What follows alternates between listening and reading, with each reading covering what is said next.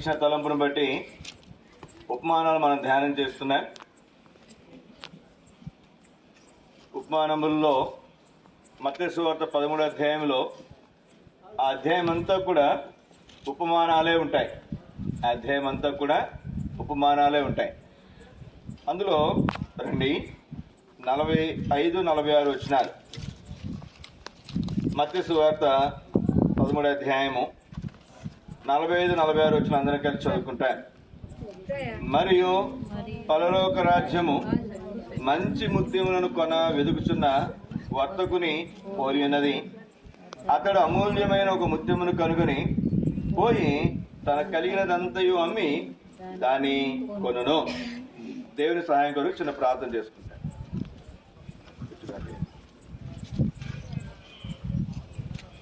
మోకరించగలిగిన వారు మోకరించండి, మోకరించలేని వారు దయతో మీ తలలో వంచవలసిందిగా ప్రభుపేట మీకు మనం చేస్తున్నా.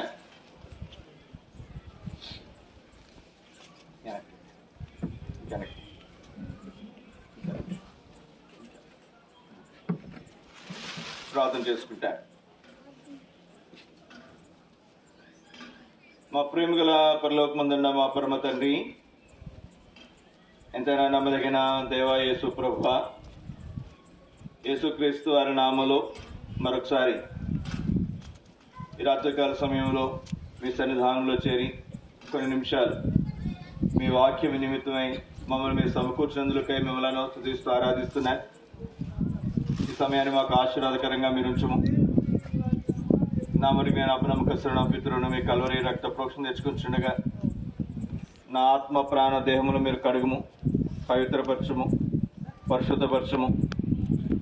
ఈ సమయం కొరకై మీ సన్నిధి మాకు తోడుగా ఉంచుము, మీ దయల ఏర్పాట్లో ఉంచుము. మాతో మాట్లాడు, మాతో ముచ్చటించు. ఈ సమయాన్ని మాకు మీ లేఖన భాగములను మా వినికిడిలో మీరు ఆశీర్వదించమని, పరిశుద్ధపరచమని యేసు పరిశుద్ధ నామములో స్తుతించి ప్రార్థించి అడిగి వేడుకుంటున్నాము తండ్రి, ఆమేన్.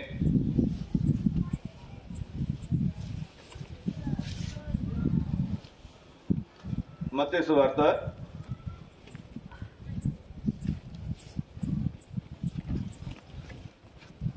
13వ అధ్యాయము 45-46 వచనాలు. మరియు పరలోక రాజ్యము మంచి ముత్యములను కొన వెదుకుచున్న వర్తకుని పోలి ఉన్నది. అతడు అమూల్యమైన ఒక ముత్యమును కనుగొని పోయి తన కలిగినంతయు అమ్మి దానిని కొనును. ఇక్కడ ఒక వర్తకుడు ఉన్నాడంట. వర్తకుడు అంటే వ్యాపారం చేసేవాడు. వ్యాపారం చేసే అతను ఏం చేశాడంట? ఏం రాయబడిందని ఇక్కడ? మంచి ముత్యములను కొన వెదుకుచున్న ఒక వర్తకుడు. అతని పని ఏం చెప్పండి? ముత్యాల హారం అంటారు. చూసారు ఎప్పుడైనా? ఏమండి? ముత్యాల హారం చెప్పండి. చూసారా చూడలేదా? నేనైతే చూడలే. మీరు చూసారా? అందులో ఏముంటాయి? ముత్యాలు ఉంటాయి. ముత్యాల హారం, రత్నాల హారం, చంద్రహారం. చంద్రహారం అంటే చంద్రుడు, అది వేరు. ఆ డిజైన్ బట్టి చంద్రహారం అన్నారు. కానీ ముత్యాల హారం అంటే అందులో ఏముంటాయి చెప్పండి? ముత్యాలు ఉంటాయి. ఇప్పుడు ఈ వర్తకుని పని ఏంటంటే ఎక్కడెక్కడ ముత్యాలు ఉన్నాయో విలువైనటువంటి ముత్యాలన్నీ కొనటం అతని పని, అతని వ్యాపారం అది. ఆయా ప్రాంతాలకు వెళ్తున్నాడు, ఎక్కడెక్కడ ముత్యాలు ఉన్నాయో వెతుకుతున్నాడు, వాటిని కొంటున్నాడు, వాటిని మళ్ళీ తిరిగి అమ్ముతున్నాడు. అది వర్తకుని యొక్క పని, వ్యాపారం. ఇప్పుడు ఏం జరిగింది అక్కడ? 46. అతడు అమూల్యమైన ఒక ముత్యమును కనుగొని. ఏం కనుగొన్నాడంట? అమూల్యమైనటువంటి ముత్యమును కనుగొన్నాడు. అమూల్యము అంటే అర్థం ఏంటి చెప్పండి? అయ్యా, అమూల్యం అంటే అర్థం ఏంటి? ఎంత విలువైంది? ఎంత విలువైందండి? మీరు కోపం చూస్తారా? మిమ్మల్ని డబ్బులు ఇవ్వట్లేదండి. అమూల్యం అంటే ఎంత విలువైనది చెప్పండి అమ్మ, మీరు చెప్పండి. అమూల్యమైన అంటే ఏంటి? ముత్యం పక్కన పెట్టండి. అసలు అమూల్య అంటే ఏంటి?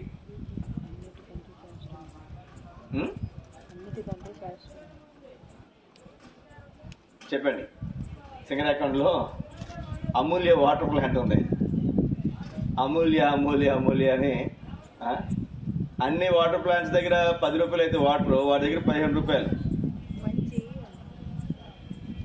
వాడు పేరు మంచిగా పెట్టాడు, అమూల్య అని పెట్టాడు. మంచిది, ఓకే. ఒక్కటే మాట, మూల్యము చెల్లించలేనిది, వెల కట్టలేనిది, అది అమూల్య అంటే. అమూల్యమైనటువంటి ముత్యం అంటే దానికి ఇంత అని వెల కట్టలేం. ఒక ఆయన ఒక ఊర్లో తన పొలం దున్నుతుంటే ఒక రాయి దొరికిందంట. ఒక రాయి దొరికితే ఆ రాయి విలువ వాడికి తెలియదు. ఆ రాయి కొంచెం మెరుస్తూ ఉంది. ఇదేంటో అయ్యా అని చెప్పి పోయి అక్కడ ఊర్లో తెలిసిన అతను ఉంటే అతను తీసుకుపోయాడు. కొంచెం పెద్ద అతను తెలుసుకుంటే, ఇదేదో కొంచెం వెరైటీగా ఉంది, సరే నాకు 10,000 ఇస్తాను లేరా, నాకు ఎవరా అన్నాడు. 10,000 రాయికి 10,000 అని చెప్పి ఏం చేసి చెప్పాడు, వెంటనే ఇచ్చేసాడు. వీడేం చేశాడు, నగల వ్యాపారి దగ్గరికి వెళ్ళాడు. చిన్న మన సింగరాయకొండ నగల వ్యాపారి దగ్గరికి వచ్చాడు. అతను దాన్ని చూసి 1,00,000 రూపాయలు ఇస్తానండి మీకు, ఇది నాకు ఇస్తే అన్నాడు. ఇతనికి 10,000కి ఎంత వచ్చింది చెప్పండి? 1,00,000. అబ్బా, 1,00,000 రూపాయలు వస్తుందా? ఎంత లాభం చెప్పండి? 90,000. ఆ నగల వ్యాపారికి దాని విలువ తెలుసు. అతను ఒంగోలు ఉన్నటువంటి నగల పెద్ద షాప్ దగ్గరికి పోయి దాన్ని 10 లక్షలకి అమ్మాడు. ఎంతకు అమ్మాడండి? దాని విలువ అంత అతనే తగ్గించి అమ్ముతాడా? ఎందుకని? అతనికి దాని విలువ తెలుసు. ఇప్పుడు మొదటగా రైతుకి తెలియదు, మధ్యలో దళారికి తెలియదు, కానీ నగల వ్యాపారికి దాని విలువ తెలుసు. ఈ వ్యక్తి వర్తకుడు, మన భాషలో నగల వ్యాపారి అనుకుందా. ఇతనికి అమూల్యమైనటువంటి ముత్యం దొరికింది. అమూల్య అంటే మూల్యము చెల్లించలేనిది, విలువ కట్టలేనటువంటిది, వెల కట్టలేనటువంటిది, ఎంత అని దానికి రేటు మనము పెట్టలేం. అట్లాంటి ముత్యాన్ని కనుగొన్నాడంట. ఏం చేశాడంట చెప్పండి? తన ఇంటికి పోయాడంట, తనకున్నదంతా అమ్మాడంట. అమ్మ ఏం చేశాడండి? చూడండి, అక్కడ రాయి ఉన్నటువంటి మాట, అతడు అమూల్యమైన ఒక ముత్యమును కనుగొని పోయి తన కలిగినదంతయు అమ్మి దానిని కొనును. ఎంత దాని విలువ అంటే తన దగ్గర ఉన్నంత, తన దగ్గర ఎంతైతే ఉందో అంత అమ్మి ఆ ఒక్క ముత్యాన్ని కొనుక్కున్నాడు. ఎందుకని? అదే ముత్యం చెప్పండి? అమూల్యమైనటువంటి ముత్యం. అమూల్యమైనటువంటి ముత్యం. పరలోక రాజ్యము అమూల్యమైనటువంటి ముత్యములాగా ఉందంట. ఏ ముత్యం లాగానండి? అమూల్యమైనటువంటి ముత్యం లాగా ఉందంట. చాలామంది ఈ లోకంలో దేవుళ్ళని వెతుకుతూ ఉంటారు. ఎవరు దేవుడు, ఎవరు దేవుడు అని వెతుకుతా వెతుకుతా వెతుకుతా వెతుకుతా వెతుకుతా ఉంటే ఒక ఊర్లో నిజంగా జరిగిన సంగతి అండి, నేనేమి కల్పించి చెప్పట్లేదు, నిజంగా జరిగినటువంటి సంగతి. ఒక ఆయన చిన్నప్పటి నుంచి కూడా బాగా భక్తి చేస్తున్నాడు. ఎంత భక్తి అంటే తన ఇంటిలో ఒక దేవుడి గది ఉంది. దేవుడి గది అంటే మన తలకే కూడా పట్టినటువంటి గది కాదండి. చాలా ఇళ్లలో దేవుడి గది ఉంటుంది. ఎంత గది ఉంటుందో చెప్పండి? ఇంత పెడతారు పెట్టిలాగా, అంతే కదండి, ఇంత ఉంటుంది, అడుగు అడుగు ఉంటుంది అంతే నాకు తెలిసి. కొన్ని ఇళ్లలో పక్కన మూలం పెడతారు, అందులో చిన్న దేవుడి ఫోటో పెట్టి పొద్దున్న లేచేవాడికి దండం పెట్టుకుంటారు. ఆయన కొంచెం పెద్ద ఇల్లే, ఒక గది అంతా కూడా దేవుడి గది కోసం పెద్ద గది కేటాయించాడు. రోజు ఏం చేస్తారంటే అతను దేవునికి పూజలు చేస్తారు. తన ఇంట్లో లేనటువంటి దేవుని విగ్రహం అంటూ, ఫోటో అంటూ లేదు. ప్రతి దేవుని ఫోటో కూడా తన ఇంట్లో ఉంది. అయితే కొన్ని సంవత్సరాలు బట్టి అతను పూజ చేస్తున్నాడు. కానీ తనతో ఎవరు మాట్లాడటం కానీ, తనకు బయలుపరుచుకోవటం కానీ, తనకు కనపరుచుకోవటం కానీ, తనకు రుజువుపరుచుకోవటం కానీ ఏ దేవుడు కూడా చేయలే. కొన్ని సంవత్సరాలు భక్తి చేశాడు. భక్తి చేసిన తర్వాత ఒక రోజు ఎందుకు ఒక ఆలోచన వచ్చింది. అరే, ఇన్ని సంవత్సరాలు బట్టి నేను భక్తి చేస్తున్నానే, ఇన్ని సంవత్సరాలు బట్టి నేను పూజ చేస్తున్నానే, ఏ దేవుడు నాతో మాట్లాడలేదు, ఏ దేవుడు నాకు దర్శనం ఇవ్వలేదు, ఏ దేవుడు నన్ను దర్శించలేదు, ఏ దేవుడు నాతో మాట్లాడలేదు. అసలు దేవుడు అనేవాడు ఎవడు? ఎంతమంది దేవుళ్ళు పెట్టుకున్నానికి నేను ఫోటోలు, ఇందులో ఎవరు నిజమైనటువంటి దేవుడు అని తెలుసుకోవాలని అనుకున్నాడు. ఆ రోజు తనకు తెలిసినటువంటి భక్తి వైరాగ్యాలతో, ఉపవాసం అనుకోనండి, లేకపోతే నిష్ట అనుకోనండి, నియమ నిష్ఠలతో పూజలో కూర్చున్నాడు. ఆ పూజలో కూర్చోడానికి ముందే ఒక ఆలోచన వచ్చింది. అరే, ఇన్ని సంవత్సరాలు బట్టి నేను పూజిస్తాను ఎంతమంది దేవుడిని, ఇప్పటివరకు పూజించిన దేవుడు ఒకడు ఉన్నాడు. ఎవరు? యేసుక్రీస్తు. సరే, ఇంతమంది ఫోటోలు పెట్టున్నాను కదా, ఆయన ఫోటో పెట్టుకుంటే ఏమైంది, ఆయన కూడా పెడదా అని చెప్పి షాప్కి వెళ్ళాడు. యేసుక్రీస్తు ఫోటో కూడా ఒకటి తెచ్చుకున్నాడు. అన్ని దేవుళ్ళకి చివర్లో ఈ ఫోటో పెట్టాడు. ఇప్పుడు ఏం చేస్తున్నాడంటే కూర్చున్నాడు. ఆ రోజు ఏమైనా సరే దేవుడు అనేవాడు ఉంటే నాకేం చేయాలి, అక్కడక్కడ కూర్చోండి, అక్కడ కూర్చోండి, అదంతా మీరు కూర్చోండి. దేవుడు అనేవాడు ఉంటే నాకేం చేయాలి, కనపరుచుకోవాలి, నాకేం చేయాలి, బయలుపరచాలి. ఎప్పుడైతే ఆ మాట అనుకున్నాడో ఒక్కొక్క దేవుడి దగ్గరికి వచ్చి తనకి ఇష్టమైనటువంటిది, తన దృష్టిలో శక్తివంతుడైనటువంటి దేవుడిని మొదలు పెట్టుకున్నాడు. ఆ దేవుడికి సంబంధించిన పూజ చేశాడు. ఏం మాట్లాడాల. తర్వాత దేవుడి దగ్గరికి వచ్చాడు, దేవుడి దగ్గరికి వచ్చాడు. అతనికి తెలిసినటువంటి దేవుళ్ళందరి దగ్గరికి వచ్చి ఇంకా అందరూ అయిపోయారు. ఇప్పుడు చివరి ఎవరున్నారు చెప్పండి? చివరి ఎవరున్నారు? యేసుక్రీస్తు వారు ఉన్నారు. ఇప్పుడు ఈయనకి ఏమి చేయాలో పూజ తెలియదు. ఆయనకి తెలుసా? ఏమండి, ఈయనకి ఏ విధంగా పూజ చేయాలో తెలియదు, ఏ విధంగా ప్రార్థన చేయాలో తెలియదు. అయినా తెలిసి తెలియనటువంటి మాటలతోనే తాను ఏం చేస్తూ వచ్చాడంటే ప్రార్థన చేస్తూ వచ్చాడు. నిజంగా జరిగిన సంగతి అండి. ఇదేమీ నేను చెప్పే కట్టుకథ కాదు, యథార్థంగా జరిగినటువంటి సంగతి. యేసుక్రీస్తు వారు తనను తాను ఆయనకు బయలుపరుచుకున్నాడు. ఏం చేశాడండి? తనను తాను దేవుడు యేసుక్రీస్తు వారు ఆ వ్యక్తికి బయలుపరుచుకున్నాడు. ఇప్పుడు ఏం చేశాడు చెప్పండి? తన దగ్గర ఉన్నటువంటి మిగిలిన ఫోటోలన్నీ కూడా తీశాడు, భద్రంగా ఒక కవర్లో పెట్టాడు, తీసుకెళ్ళి దగ్గర ఉన్నటువంటి గుళ్ళో పెట్టొచ్చేసాడు. ఇన్ని సంవత్సరాల మట్టు నమ్ముకున్నటువంటి భక్తిని, దేవుళ్ళను, దేవతలను అన్నీ పక్కన పెట్టి ఇప్పుడు ఏం చేస్తున్నాడు? యేసుక్రీస్తు వారిని నమ్ముకున్నాడు.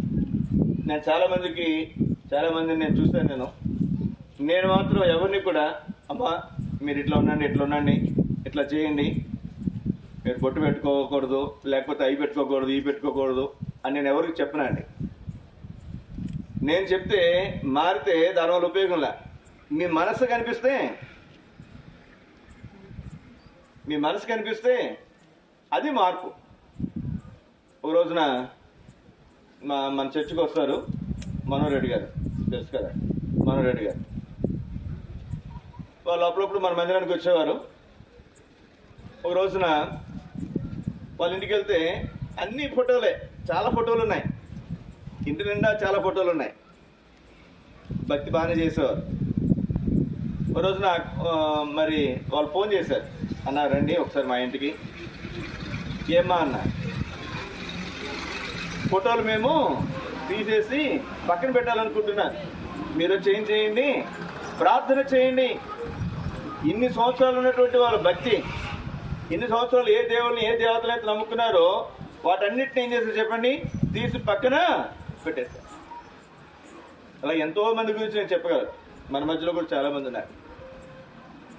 ఎందుకు ఈ మాట చెప్తున్నానంటే, ఈయన అమూల్యమైనటువంటి వాడు. బహుశా ఇక్కడ చేరినటువంటి వాళ్ళందరిలో కూడా మనము, మన తండ్రులు, మన తాతలు ఖచ్చితంగా అందరూ హైందువులు పూజించేటువంటి వాళ్ళు, హైందవ దేవతలు పూజించేటువంటి వారమే కాదండి. మనం పూజించుండొచ్చు, మన తల్లిదండ్రులు పూజించుండొచ్చు, లేదా మన తాతలు ఖచ్చితంగా అందరూ కూడా హైందవ దేవతలను పూజించేటువంటి వారే. తర్వాత అర్థమైంది, యేసుక్రీస్తు వారు అమూల్యమైనటువంటి వాడు. ఎవరైనా అమూల్యమైనటువంటి వాడు, మూల్యము చెల్లించలేనటువంటి వాడు, వెల కట్టలేనటువంటి వాడు, గొప్ప దేవుడు. ఎప్పుడైతే సంగతి మనం తెలుసుకున్నామో సమస్తమును విడిచిపెట్టి ఆయన దగ్గరికి మనము వచ్చాం. సమస్తం విడిచిపెట్టి ఆయన దగ్గరికి మనం వచ్చాం. ప్రియ సోదర సోదరి, మొట్టమొదటిగా మనం జ్ఞాపకం చేయబడుతున్నటువంటి మాట, యేసుక్రీస్తు వారు అమూల్యమైనటువంటి వారు. ఇప్పుడు యేసుక్రీస్తు వారిని ఎందుకు నమ్ముకుంటున్నాను చెప్పండి. నేను ఒక ప్రాముఖ్యమైనటువంటి వ్యత్యాసం చెప్తున్నాను. మిగిలినటువంటి దేవుళ్లకు యేసుక్రీస్తు వారికి ఉన్నటువంటి ప్రాముఖ్యమైనటువంటి వ్యత్యాసం. వేరే మతము, వేరే మత గ్రంథాలు అన్నీ కూడా ఏం చెప్తున్నాయంటే, ఈ జన్మ తర్వాత వేరొక జన్మ ఉన్నది. మంచి చేస్తే మనిషిగా పుడతా, పాపాలు చేస్తే కుక్కగానో నక్కగానో పుడతాం. అవునా కదండి? మాట్లాడరు అమ్మా, ఒకసారి మాట్లాడండి అమ్మా. ఉందా? చెప్తారు చెప్పరా? చెప్తారు కదా, చెప్తారు కదా. అంటే దాని అర్థం ఏంటి? ఈ జన్మ కాకపోతే ఇంకొక జన్మ,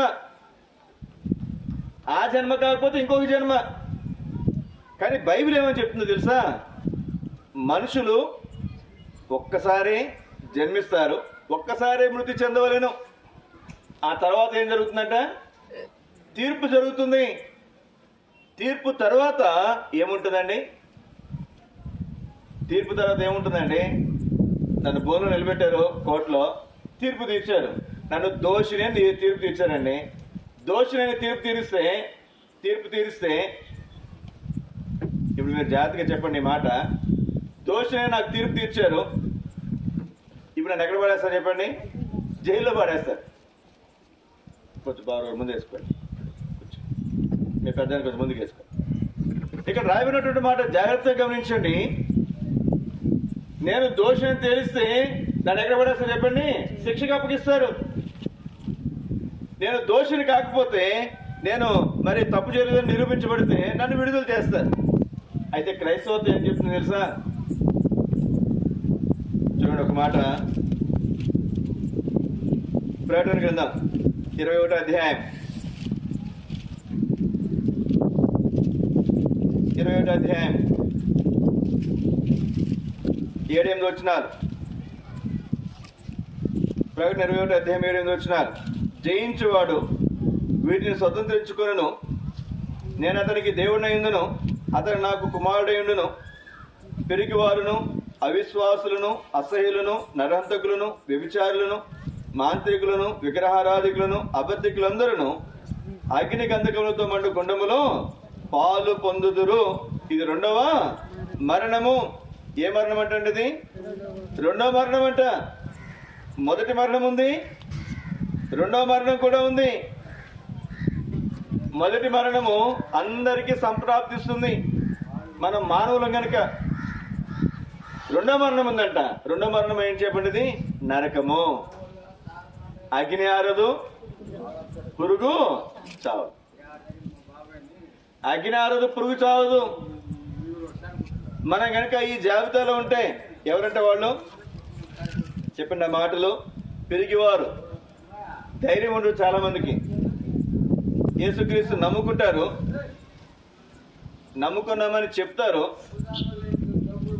కానీ నలుగురిలో చెప్పరు. వాళ్ళు ఏమనుకుంటారో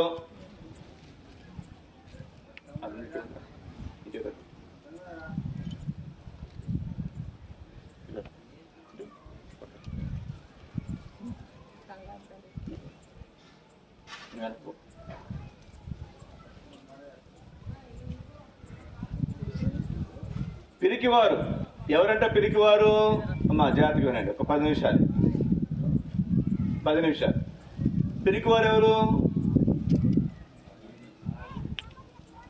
చాలా మంది ఇంట్లో మనకు ఒక సామెత ఉంటుంది, ఇంట్లో పిల్లి అంట, ఈ వీధిలో పులి. వీధిలో మాత్రం పులి, ఆయన మించిన లేడు. ఇంటికి వెళ్తే ఆయన పులిలా ఉంటాడండి. భార్య అంటే భయం ఆయనకి. ఆ పిరికితనం వేరు. చాలా మంది పిరికివారంటే ఏ విషయంలో పిరికివారు తెలుసా? నేను క్రైస్తవుడును అని చెప్పుకోవడానికి సిగ్గుపడతారు చాలా మంది. అమ్మో వాళ్ళు ఏమైనా అనుకుంటారేమో, మమ్మల్ని తక్కువగా చూస్తారేమో. చాలా మంది ముఖ్యంగా గుర్తుపెట్టుకోండి, ఇక్కడ యేసుక్రీస్తు నమ్ముకున్నామని మనం చెప్తే రిజర్వేషన్ పోతుందేమో. ఏం పోతుందండి? రిజర్వేషను పోతుందేమో. ఒక మాట తప్పు అనుకోక నీ మాట చెప్తున్నానని. గుంటూరులో ఒక ఆయన తల్లిదండ్రులు సంఘంలో, మన భాషలో సంఘ పెద్దలు, గుంటూరు పెద్ద సంఘాలు, వాళ్ళకి 3-4 కుమారులు, మరి 2-3 కుమార్తెలు. అందులో కుమారుడు ఐఏఎస్ ప్రిపేర్ అవుతున్నాడు. సివిల్ సర్వీసెస్ అంటారు కదా, కలెక్టర్ ఉద్యోగం కోసం ప్రిపేర్ అవుతున్నాడు. బాగా కష్టపడుతున్నాడు, చిన్నప్పటి నుంచి కూడా బాగా కష్టపడుతున్నాడు. అయితే వాడు పుట్టేసరికి వాళ్ళ తల్లిదండ్రులు ఎస్సీ సర్టిఫికేట్ నుంచి బీసీసీకి మారారు. దేనికి మారారండి? బీసీకి మార్చుకున్నారు. బీసీసీకి మారితే రిజర్వేషన్ ఏమవుతుందండి? తగ్గిపోతుంది. 1% రిజర్వేషన్ కదా, 1% రిజర్వేషన్. ఇతను బాగా కష్టపడి చదువుతున్నాడు, కానీ 1-2 మార్కులు పోతుంది. 1-2 మార్కులు ఏమవుతుంది? పోతుంది. అప్పుడు ఎవరో సలహా ఇచ్చారంట. ఏమని సలహా ఇచ్చారు? రే, నువ్వు కనుక గవర్నమెంట్కి అప్లై చేసుకుంటే, నాకు ఈ క్రైస్తవత్వం వద్దండి అని నువ్వు అప్లై చేసుకుని నీ పేరు మార్చుకుంటే మళ్ళీ నీకేమిస్తారు? మా తల్లిదండ్రులు నాకు తెలియకుండా మరి బీసీ కింద మార్చారండి నన్ను, నాకు మళ్ళా ఎస్సీ సర్టిఫికేట్ ఇవ్వండి అని అడిగితే గవర్నమెంట్ ఏం చేస్తుంది? అన్ని పరీక్షించి అతను అడిగాడు కాబట్టి వాళ్ళకి ఇస్తుంది. బీసీసీ అనేది మతమును ఆధారం చేసుకుని ఇచ్చేటువంటి రిజర్వేషన్. అర్థమవుతుందండి? తను ఆ విధంగా మార్చుకుంటే తర్వాత సివిల్స్లో కొట్టాడు, ర్యాంక్ కొట్టాడు. ఇప్పుడు మంచి జాబ్ చేస్తున్నాడు. నేను అతను తప్పు పట్టట్లేదు. అయితే దేనికోసం యేసుక్రీస్తు అని విడిచిపెట్టాడు చెప్పండి? ఉద్యోగం కోసం. కొంతమంది ఈ లోక సంబంధమైనటువంటి సంగతుల కొరకు, ఇంకొంతమంది అయితే తాత్కాలికమైనటువంటి సంగతుల కొరకు. ఈ మధ్య మనం చూస్తున్నాను, మన ప్రాంతంలో లేదు కానీ మన రాష్ట్రంలో, నార్త్ ఇండియాలో ఉంది గర్వాపసి. గర్వాపసి అంటే ఏంటి చెప్పండి? అంతకుముందు మనం యేసుక్రీస్తు నమ్ముకున్నాం, ఇప్పుడు వచ్చి వాళ్ళు ఏం చేస్తున్నారు చెప్పండి? మళ్ళీ వారి మతంలోనికి గర్వాపసి మళ్ళా మతంలోకి తీసుకెళ్తున్నారు. నాకు తెలిసి మీరు బాప్తిజం తీసుకుంటే మీకు డబ్బులు ఇచ్చిన పాస్టర్లు నాకు తెలిసి ఎవరు లేరు. ఉన్నారండి? ఎవరన్నా బాప్తిజం తీసుకుని డబ్బులు ఇస్తారా? నేను స్థలాలు ఇస్తారా, పొలాలు ఇస్తారా? ఏమీ ఇవ్వదు. కానీ గర్వాపసి వెనక్కి వెళ్తే వాళ్ళకి ఎన్నో ఆకర్షణలతో ఉన్నటువంటి సంగతులు ఇవ్వడానికి కూడా సిద్ధపడుతున్నారు. సోదరి, ఈ మాట జాగ్రత్తగా గమనించండి. పిరికివారంట. దేనికి పిరికివారు? ఇప్పుడే పిరికితనం అయితే యేసుక్రీస్తు రెండోసారి ఈ లోకానికి వచ్చిన తర్వాత, పరలోకానికి ఆరోహణమైన తర్వాత 7 ఏండ్ల పరిపాలన, 7 ఏండ్ల విందు పరలోకంలో ఉంటే కింద 7 ఏండ్ల శ్రమలు ఉంటున్నాయి. మొదట 3.5 సంవత్సరాలు ఒక రకంగా ఉంటాయి, తట్టుకోగలిగినంత. తర్వాత 3.5 సంవత్సరాలు మహాశ్రమలు ఉంటాయి. మరి మహాశ్రమలు ఎలా ఉంటాయంట? 3 ఆర్లు ముద్ర వేయించుకోకపోతే అమ్మటానికి ఉండదు, కొనటానికి ఉండదు. అమ్మటానికి ఉండదు, కొనటానికి ఉండదు. మనం కొన్నిసార్లు బ్యాంక్కి వెళ్తే వాళ్ళు డబ్బులు ఇవ్వట్లా, ఏమన్నా చెప్పండి, పోయి ఏటీఎంలో తీసుకొని అంటున్నారు. ఏటీఎం కార్డు ఉంటేనే పని అవుతుంది, స్మార్ట్ ఫోన్ ఉంటేనే పని అవుతుంది, ఆధార్ కార్డు ఉంటేనే పని అవుతుంది. ఇప్పుడు చాలా విషయాలు, ఇప్పటికే టెక్నాలజీ అంత మార్పు వచ్చింది. ఇంకొన్ని రోజులు పోతే మనందరికి ఒక కార్డు ఇస్తారండి, ఒక చిప్పు మన నుదుట్లో పెడతారు, ఇక్కడ పెడతారు. ఆల్రెడీ కొంతమందికి పెట్టారు కూడా. ట్విట్టర్ అతను ఎలాన్ మస్క్ అని అతను కొంతమంది ప్రయోగాలు చేస్తున్నాడు. చిప్పు బ్రెయిన్లో పెడుతున్నారు. దీన్ని కనిపెట్టింది ఎందుకోసం అంటే ముఖ్యంగా పక్షవాతం వచ్చినటువంటి వారు, కొన్ని రోగాలు ఉంటాయి బ్రెయిన్కి సంబంధించి, ఆ బ్రెయిన్ సరిగ్గా పనిచేయకపోతే పక్కన దానికి సంబంధించిన రోగాలు కొన్ని ఉంటాయి. ఆ చిప్పుని పెడితే ఆ భాగం ఏమవుతుందంటే ఈ చిప్ వెళ్ళి పనిచేసేలా చేస్తుంది, దాని స్థానంలో ఈ చిప్పు పనిచేస్తుంది. అప్పుడు అతను ఆ పక్కనంతా కూడా ఏమవుతుందో చెప్పండి, బాగవుతుంది. దానికోసమే తయారు చేశారు. కానీ భవిష్యత్తులో దేని గురించి మార్చబడుతుందంటే నీకు నాకు చిప్ పెట్టేస్తారు ఇక్కడ. ఇప్పుడు కూడా చూడండి, మనకి జాబ్ చేసే వాళ్ళకి తెలుస్తుంది. మన వాడికి వెళ్ళిన తర్వాత, స్కూల్కి వెళ్ళిన తర్వాత లేదా ఎక్కడికి వెళ్ళిన తర్వాత తంబు పెడితే కానీ మనకి అటెండెన్స్ పడదు. అవును కదండి, నేను చెప్పేది మీకు అర్థమవుతుందా? వేలుముద్ర వేస్తే కానీ వాళ్ళు అటెండెన్స్ పడినట్టు కాదు. కొన్ని రోజులు పోతే చిన్న కార్డు ఇస్తారు మనకి, ఇంకొన్ని రోజులు పోతే ఈ చేతి దగ్గర కానీ ఈ నుదుటి దగ్గర కానీ ఏం పెడతారు చెప్పండి, ఒక చిన్న చిప్పు. మన సిమ్మును చూసారా, సిమ్ అంత చిప్ ఇక్కడ పెట్టేస్తారు ఈ నుదుట్లో. ఇంకా మనం ఎక్కడ ఏం తీసుకెళ్ళ అవసరంలా, ఏటీఎం కార్డులు అవసరంలా, ఫోన్లు అవసరంలా, ఏం అవసరం. మనం వెళ్ళి అక్కడ నిలబడితే అక్కడ ఉన్నటువంటి స్కానరు దీన్ని స్కాన్ చేస్తుంది. అప్పుడే మనం ఏదైనా కొనగలం, అప్పుడే మనం ఏదైనా అమ్మగలం. ఇంకా అప్పుడు ఎన్ని శ్రమలు ఉంటాయో చూడండి. మన అమ్మాలన్నా కొనాలన్నా 3 ఆర్లు ముద్ర వేయించుకోవాలి. 3 ఆర్లు ముద్ర వేయించుకున్నామంటే ఎక్కడికి పోతామా? మరలో కనుక నరకానికి పోతాం. 3 ఆర్లు ముద్ర వేయించుకున్నాము అంటే ఖచ్చితంగా ఆ వ్యక్తి నరకానికే పోతాడు. అయినా తప్పదు. ఎందుకని? బ్రతకాలంటే ఏం కావాలి? 3 ఆర్లు ముద్ర వేయించుకోవాలి. అమ్మాలన్నా కొనాలన్నా సరే 3 ఆర్లు ముద్ర వేయించుకోవాలి. కొంతమంది మాకు మరణం వచ్చినా పర్వాలేదు, ఆకలితో మేము చచ్చిపోయినా పర్వాలేదు, కానీ 3 ఆర్లు ముద్ర వేయించుకోమని నిలబడే వాళ్ళు, వారు ఆ సమయంలో ఆ పరిస్థితుల నుంచి మరి వారు తమను తాము కాపాడుకుని అవసరమైతే ప్రాణాలైనా పెడతారు, కానీ ఆ ముద్ర వేయించుకోకుండా స్వర్గానికి పరలోక రాజ్యానికి వెళ్తారు. పిరికివారు జ్ఞాపకం పెట్టుకున్నప్పుడు సోదర సోదరి, నీకు అవకాశం దొరికితే ఖచ్చితంగా నేను క్రైస్తవుడను, నేను క్రైస్తవురాలని చెప్పుకోవడానికి ప్రయత్నం చేయి. నేను ఇప్పుడు సాము 10th క్లాస్ అయిపోయింది, వాడికి ఒక క్రిస్టియన్ అని పెట్టాను నేను సర్టిఫికేట్లో. ఇప్పుడు వాడు 10th క్లాస్ అయిపోయింది కాబట్టి ఈ వీడికి ముందు సర్టిఫికేట్ తీసుకోవాలి, క్రిస్టియన్ అని, క్రైస్తవుడని సర్టిఫికేట్ తీసుకోవాలి. వీడి సర్టిఫికేట్ ఆధారం చేసుకుని నేను తీసుకోవాలి. ఎందుకని? మా నాన్న వాళ్ళు తీసుకున్న సర్టిఫికేట్ వేరు, నేను 10th క్లాస్ చదివినప్పుడు. ఇప్పుడు నేను వెళ్ళాను అనుకోనండి, నాకు ఆ సర్టిఫికేట్ ఇస్తానని కొత్తది ఎవరు. ఇప్పుడు నేనేం చేశాను, నేను నాకు తెలిసినటువంటి వాళ్ళని అడిగి 6వ తరగతి నుంచి వాడికి క్రైస్తవుడు అని పెట్టించారు. వాడికి క్రైస్తవుడు. మీరేమని పెట్టించారు చెప్పండి? పిల్లలు ఉన్నారుగా, చదువుతున్నారుగా స్కూల్స్లో, ఏమని పెట్టించారు? క్రైస్తవుడు అని పెట్టించారా? క్రైస్తవుడు పెడితే రిజర్వేషన్ ఉంటుంది, గుర్తుపెట్టుకోనని. రిజర్వేషన్ వదిలేసుకోవటమే. మనం పిరికివారుగా మనం ఉండకూడదు. ఇప్పుడు వాడికి పెట్టాను నేను, ఇప్పుడు ఆ టీసీ తీసుకుని నేను అప్లై చేయాలి వాడికి, క్రైస్తవుడని సర్టిఫికేట్ తీసుకుంటాను.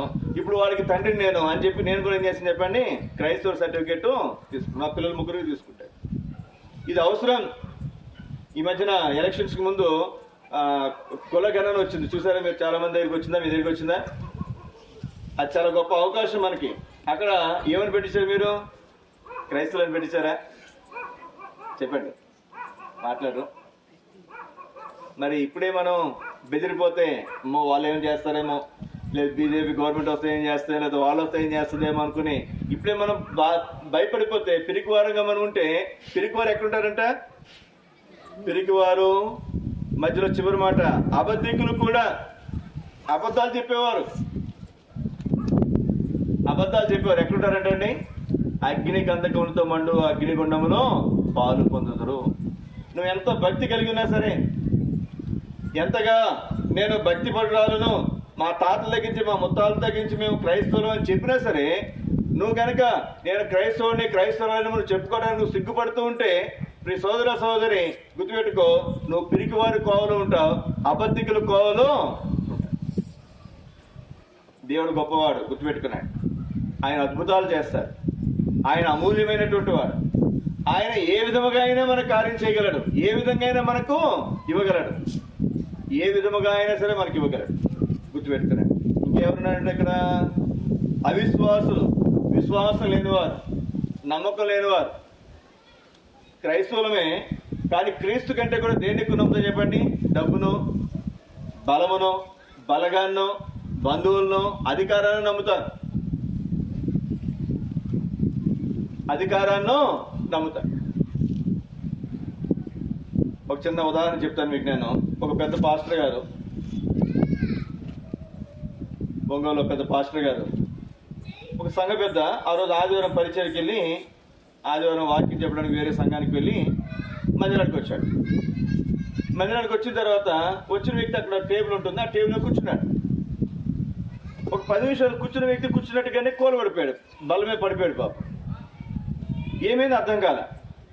పరిచయకి వెళ్ళాడు, వేరే ఊరు, వాక్యం చెప్పాడు, వచ్చాడు, మందిరానికి వచ్చాడు, కూర్చున్నాడు. కూర్చున్న వ్యక్తి కూర్చున్నట్టుగానే ఒక 10 నిమిషాల్లో పడిపోయాడు. వెంటనే హాస్పిటల్ తీసుకెళ్ళారు. ఎక్కడ తీసుకెళ్ళారండి? పడిపోయినప్పుడు ఏం చేయాలి? ఎక్కడ తీసుకెళ్ళాలమ్మా? హాస్పిటల్ తీసుకెళ్ళాలా, చర్చికి తీసుకెళ్ళాలా? హాస్పిటల్కి. పడిపోయింది చర్చిలోని. హాస్పిటల్ తీసుకెళ్ళింది ఎవరు? పాస్టర్ గారే. డాక్టర్ దగ్గరికి వెళ్ళారు. అయితే పాపం అప్పటికే ఆయన హార్ట్ స్ట్రోక్ వచ్చింది. ఆయన అప్పుడే మహిళలు పిలువబడ్డాడు, చనిపోయాడు. అక్కడ వెళ్ళిన తర్వాత చెక్ చేస్తే లేదండి, అవకాశం లేదు, ఆయన ఇప్పటికే మీరు తీసుకొచ్చే లోపు ఆయన చనిపోయాడు అని చెప్పారు. పాస్టర్ గారు ఏమన్నారంటే, అరే ఈ హడావుడిలో ప్రార్థన చేయడం కూడా మర్చిపోయానండి. ఏం మర్చిపోయాడంటే, అప్పుడు డాక్టర్ అన్యుడు, క్రైస్తవులు కాదు, ఆయన అన్న మాట తెలుసా? ఏ పాస్టర్ గారు, దేవునికి కూడా మీరు ఛాన్స్ ఇవ్వలేదే? ఏమో ప్రార్థన చేస్తుంటే దేవుడు కనికరించేవాడేమో. ఆ చెప్పిన మాటలు ఎంత అర్థముందో చూడండి. మనకున్న తొందరలో మనం ఏం చేస్తాం చెప్పండి? ఆరోగ్యం బాగలేదు, పడిపోయాడు, ఆయన ఎక్కడ తీసుకెళ్ళాలి? హాస్పిటల్ తీసుకెళ్ళమని. అది మనకు వచ్చే ఆలోచన. ముందేం చేయాలి చెప్పండి? ప్రార్థన చేయండి.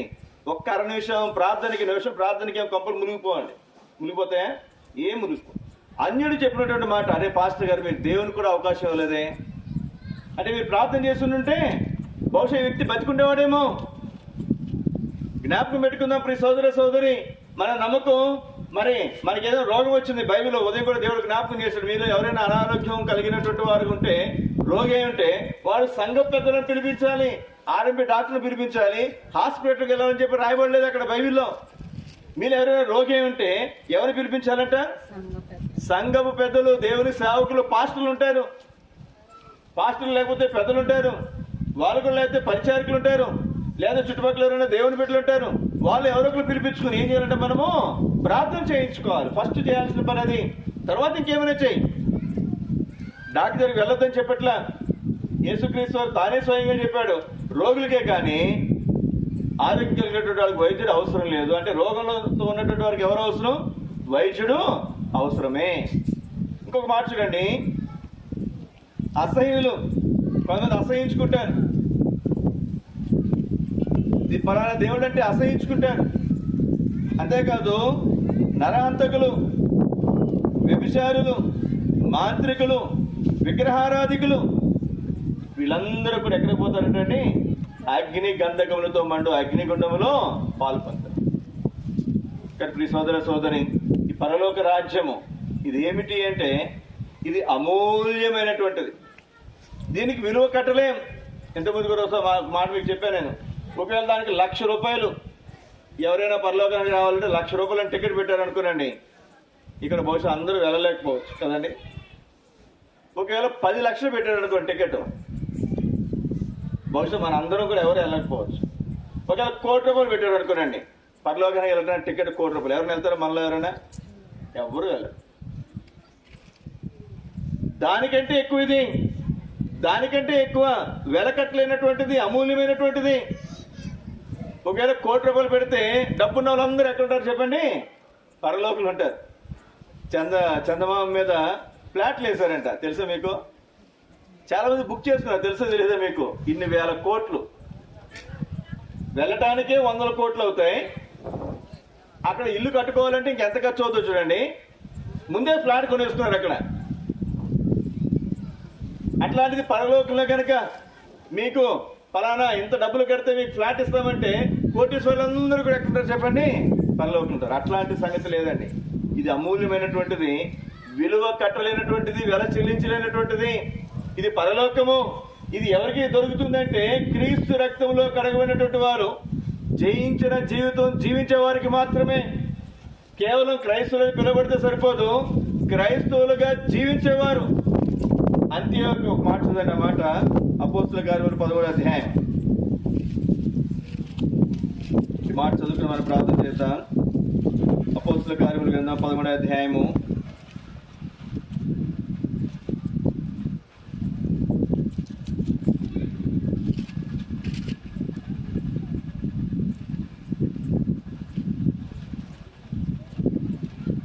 11వ అధ్యాయం. అపోస్తలుల కార్యములు 11వ అధ్యాయం 26వ వచనం. వారు కలిసి 1 సంవత్సరం అంతయు సంఘంలో ఉండి బహుజనులకు వాక్యము బోధించరి.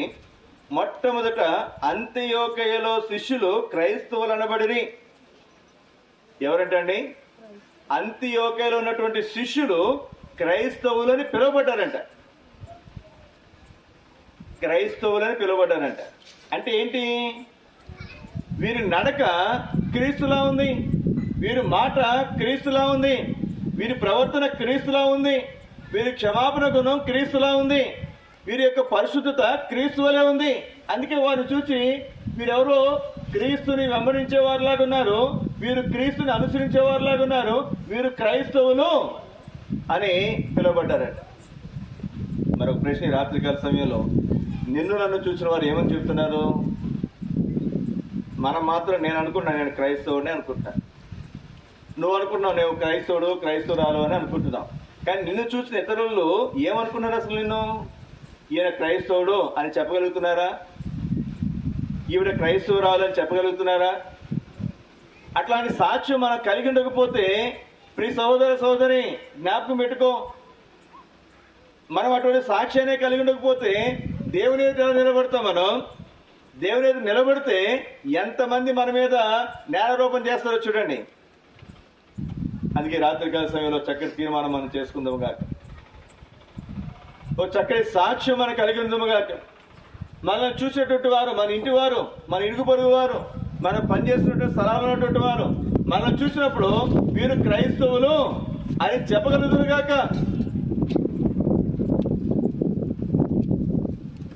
యేసుక్రీస్తు వారు చెప్తున్నారు మనకి, ఈ పరలోక రాజ్యం ఏమిటంటే అమూల్యమైనటువంటి ముత్యం అంటదంట.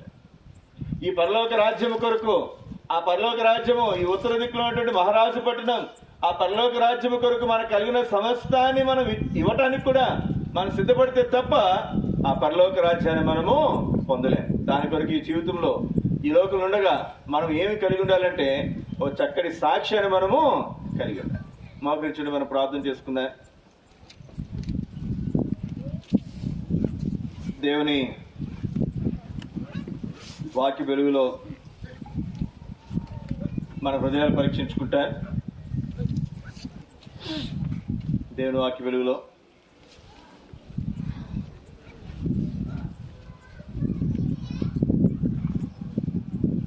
ఓ చక్కటి సాక్ష్యం మనం కలిగినట్లుగా మనం చక్కటి తీర్మానం మనం చేసుకుందాం. మనం చూసినటువంటి వారు, ఇరుగు పొరుగు వారు, వీరు క్రైస్తవులు